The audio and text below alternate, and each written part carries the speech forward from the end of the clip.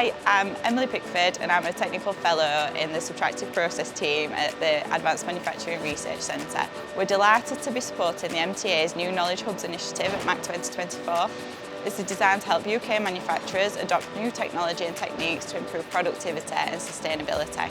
At the Consumable Tooling Knowledge Hub, visitors can receive impartial advice on how to optimise their machining processes and how to deal with real-life machining challenges. The Knowledge Hub will offer advice on matching the most suitable cutting tool material and tool geometry with workpiece material and the application challenge to be machined.